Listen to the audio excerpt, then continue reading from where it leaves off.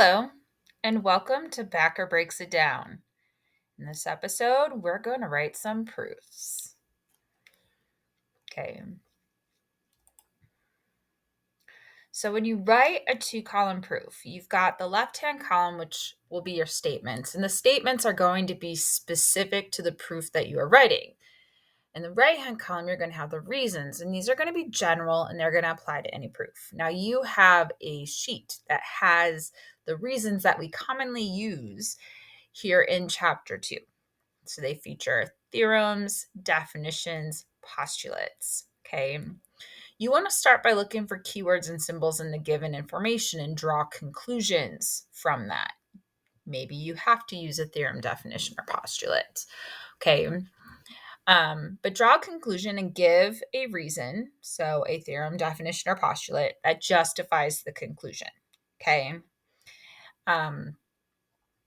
Basically, the if part of the reason matches the given information and the then part matches the conclusion being justified, right? And you'll see that in action as we write the proofs in this section. So today we're going to learn to use the following reasons from your reason sheets. We've got the definition of congruent angles, which says that angles with the same measure are congruent. We have the definition of right angle, which is an angle with a measure of 90 degrees. Assumed from the diagram, we can assume straight angles, linear pairs, and vertical angles from the diagram.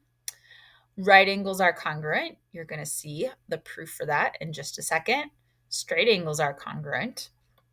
You've got the angle addition postulate, which you want to use whenever you're adding like two or more angles together and getting a new larger angle. And then you have something called substitution. Think of that as replacement. Hey, I just said substitution, think of it as replacement. All right, so in example 3, we are given that the measure of angle 1 plus the measure of angle 2 is 90, that angle 1 is congruent to angle 3, and that the measure of angle 3 plus the measure of angle 2 is 90 degrees. So we're going to start by putting our givens into the proof. Okay, so I've got my givens. Now I want you to think about what angle 1 is congruent to angle 3. Now this proof is using measurement notation, and because it's using measurement notation, I'm going to have to use this definition of congruent angles, okay? So I can introduce measurement notation, and that's what I did here. Because what does it mean for two angles to be congruent? It means they have the same measure. So the measure of angle 1 is equal to the measure of angle 3, definition of congruent angles. So now take a look at where we're at and also take a look at what we're trying to prove. We're trying to prove that the measure of angle 3 plus the measure of angle 2 is 90 degrees. Now this final statement looks very similar to the given statement with a minor difference, right? Like, don't you notice that the measure of angle 1 has been replaced with the measure of angle 3? And we can totally do that because we know that the measure of angle 1 equals the measure of angle 3. So I'm going to make that replacement. I'm just going to switch measure of angle 1 with the measure of angle 3. And I get exactly what I'm trying to prove, that the measure of angle 3 plus the measure of angle 2 is 90 degrees. That replacement that I did, that's called substitution. I replaced the measure of angle 1 with the measure of angle 3, and I could do it because those two things were equal in step 3. So a theorem is a mathematical statement that can be proved. And your first theorem is if two angles are right angles, then they are congruent. This is the formal proof of that. And what this means, because it's been formally proven, it means that in future proofs, this would just be a 3-step proof. Angle A is a right angle B is a right angle A is congruent to angle B. Why? Because right angles are congruent, okay? There's another one that has to do with straight angles. If two angles are straight angles, then they are congruent. This is the formal proof of that theorem. From here on out, you are allowed to write a 3-step proof if you're trying to prove that two angles that are straight angles are congruent. Using straight angles are congruent, okay? So we're given the diagram as shown. Now remember, there are a few things that you can assume from the diagram. You can assume straight angles, vertical angles, and linear pairs. But what angles do I want to make an assumption about? Well, take a look at what you're trying to prove.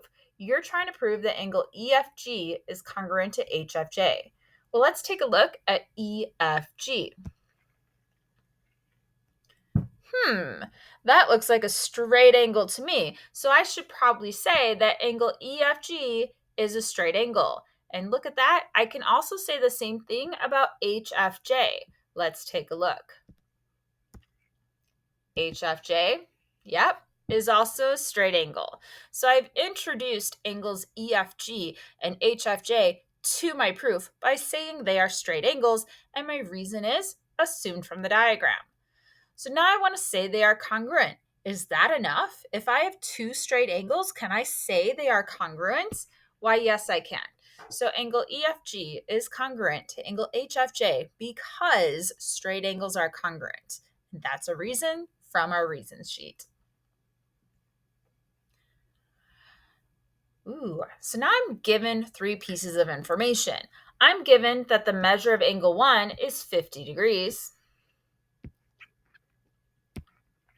that the measure of angle 2 is 40 degrees, and I know that angle X is a right angle. I want to prove that angle ABC is congruent to angle X. So let's take a look at the angle ABC. What do you notice?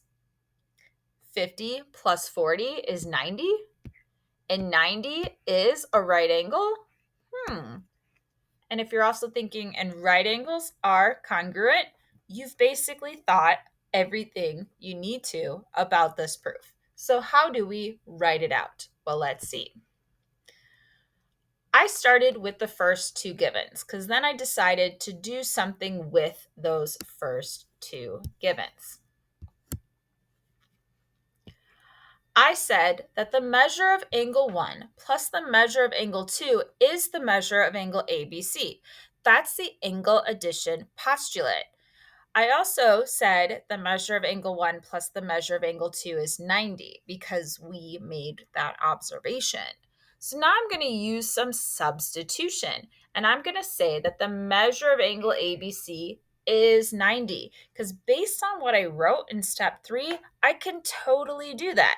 I'm just replacing the measure of angle 1 plus the measure of angle 2 with the measure of angle ABC. So now, what does that mean ABC is? That means ABC is a right angle, and this follows the definition of right angles. If an angle has a measure of 90 degrees, then it is a right angle. So now I'm going to bring in that last given, that angle X is a right angle. Because remember, I haven't even put that in the proof yet. I've just been focusing on angle ABC. So look at step 5 and step 6. What do you notice? You've got two right angles. And what's so great about right angles? You got it. Right angles are congruent. So angle ABC is congruent to angle X because right angles are congruent. And so now you've seen these 7 reasons all used in some proofs.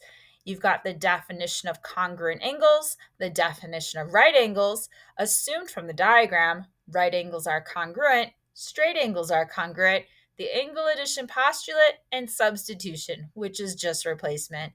And that's how Backer breaks it down.